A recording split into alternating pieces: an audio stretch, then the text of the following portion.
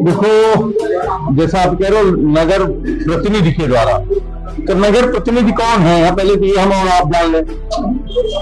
मुझे लगता है कि बड़हलगंज टाउन एरिया की अध्यक्षा प्रीति उमर जी हैं, उनसे तो मेरी कोई वार्ता हुई नहीं है, तो उनसे अगर कोई ऑडियो वायरल हो रहा है तो मेरे ख्याल से भ्रामक है।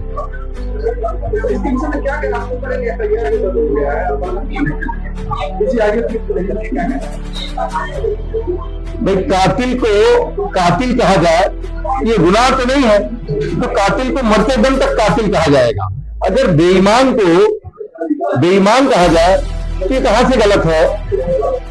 जो जिस बात का ऑडियो वायरल हो रहा है वो विकास कार्य हमारे पिता स्वर्गीय पंडित हरिशंकर तिवारी जी जो आज की तारीख में इस दुनिया में नहीं है हमारे और आपके बीच में, उनके द्वारा कराया गया कार्य था। मेरे ख्याल से 1995 का कार्य था, लगभग 30 साल हो गए जहां तक हमें लग रहा है। उस काम के ऊपर वर्तमान लोग अपने शिलापट लगा रहे हैं, तो अपना तो कुछ कर पा नहीं रहे हैं, तो दूसरे के कराए हुए कार्य पर कहां से शिलापट लगाना उचित है।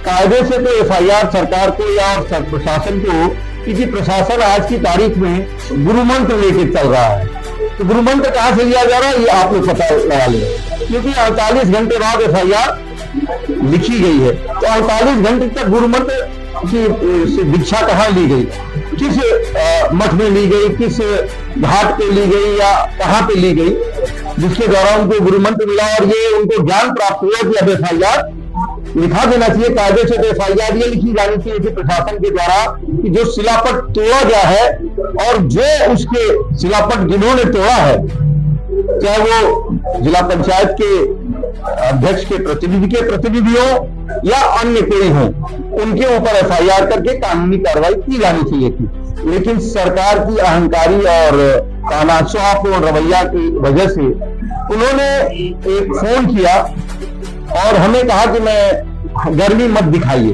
तो गर्मी जहां तक दिखाने की बात है, तो अगर हम गर्मी दिखाते तो मेरे ख्याल से हम एफआईआर उनके ऊपर कर दिए होते, और चूंकि वो महिला थी इसलिए हमने इससे बचने का काम किया कि ये महिला है, उनके ऊपर एफआईआर न की जाए। लेकिन उनको गुरुमंत्र मिला और गुरुमंत्र मिलने के बाद उन्होंने 48 घंटे बाद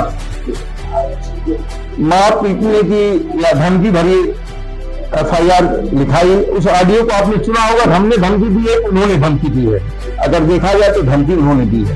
और जो उनके गुरु हैं, बहुत दिनों से, आज से नहीं 9 साल से मैं लगभग सामाजिक जीवन में चिल्ली पार में हूं। कोई एक बच्चा बता दे हमें, किसी बच्चे को हमने कुछ अपने सामाजिक जीवन में कुछ कहा हो, तो उनकी धमकी की बात सही है। उनको अपनी सुरक्षा लेनी थी, उनको और उनके गुरु को, दोनों को, उनको भी सुरक्षा का फैशन है कि आज की तारीख में सुरक्षा कर्मियों से घिरे रहना चाहते हैं, तो वो अपने गुरु को देखकर उनको सुरक्षा कैसे मिले, तो एक षड्यंत्र रचा उन्होंने और हमको उद्वेलित किया और पुनः उस सुरक्षा का इंतजाम बनाने का कार्य किया कि उनको जान को खतरा है। और ये बात उनको 48 घंटे बाद भान हुई, जब उनको गुरु मंत्र हमारे ख्याल से लखनऊ से मिला कि बड़हलगंज से मिला कि गोरखपुर से मिला, कहां से मिला ये मैं नहीं जानता, लेकिन कहीं से कहीं गुरु मंत्र मिला कि भाई तुम्हें सुरक्षा लेनी हो तो ऐसा कार्य करो। इसलिए वो बात और वो ऑडियो को वायरल किया जा रहा है कि उनके शान में इजाफा हो सके। जो ये शिलापट तोड़ा गया है, कहीं ना कहीं जो है ये छवि को ढीली करने का। देखिए, किसी भी व्यक्ति के किए हुए कार्य को आप अपना नहीं बना सकते। दूसरे का बेटा है तो आपका बेटा नहीं हो जाएगा, तो जिसका होगा उसी का होगा। ये भी लोग कहते थे गोद लिया हुआ बेटा है। तो जो शिखंडी जनप्रतिनिधि हैं, अगर देखा जाए तो लोकायुक्त ने सबसे पहले अगर किसी को दंडित किया हुआ है तो यहाँ के शिखंडी जनप्रतिनिधि को लोकायुक्त ने दंडित किया है। बच्चा चोरी का एफआईआर, बच्चा चोरी का एफआईआर गुलरिया थाने का मुकदमा आज भी चल रहा है।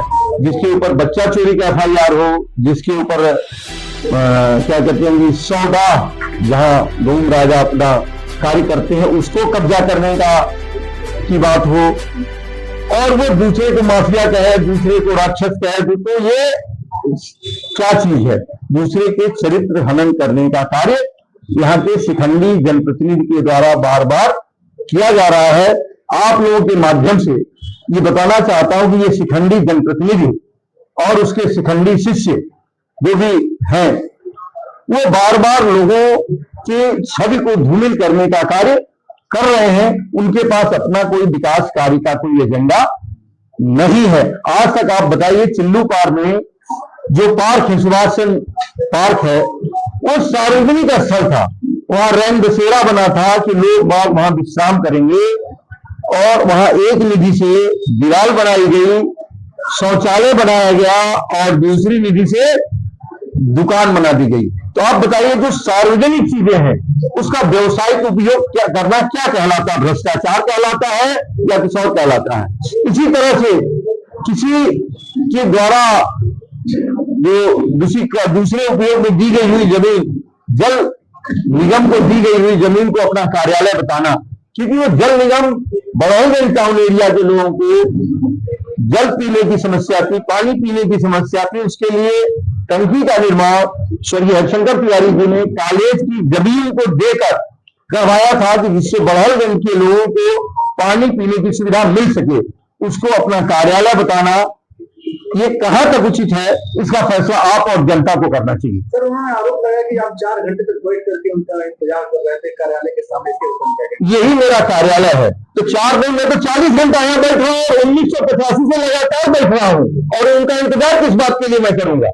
भाई मैं तो यही बैठता हूँ। अगर उनकी आंखें नहीं है, अगर उनके पास भगवान ने दृष्टि नहीं दी, तो मैं क्या कर सकता हूँ?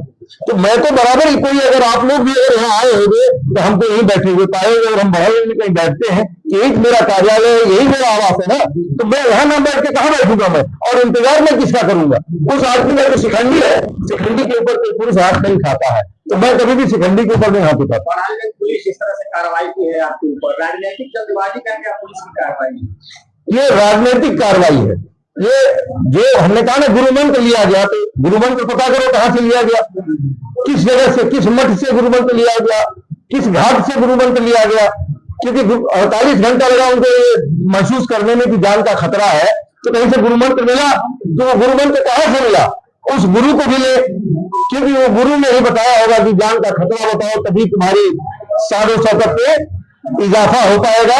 और वही बता के अपनी सादो शौकत का इजाफा करने के लिए ये षड्यंत्र और दूसरे का चरित्र हनन, हमारा चरित्र हनन करने का कार्य, जो वर्तमान शिखंडी, अब तो एक शिखंडी थे यहाँ पे, दूसरा शिखंडी भी देख रहे पैदा हो गया। और आपके द्वारा किया गया क्या, आपके चैनल द्वारा? पूरा ऑडियो सुन लो, स्पष्ट हो जाएगा। अगर इसके विषय में आपकी अगली प्रतिक्रिया क्या है? अगर सही रूप से कानूनी कार्रवाई नहीं की जाएगी तो हम थाने का घेराव बहुत जल्द ही अपने लोगों से सलाह करके थाने का घेराव करेंगे, और कानूनी कार्रवाई करके अगर इसको सही न्याय नहीं मिलेगा तो न्याय करने के लिए आंदोलन करेंगे। मांग क्या करना है आपको? जो FIR लिखी है इसको समाप्त किया जाए।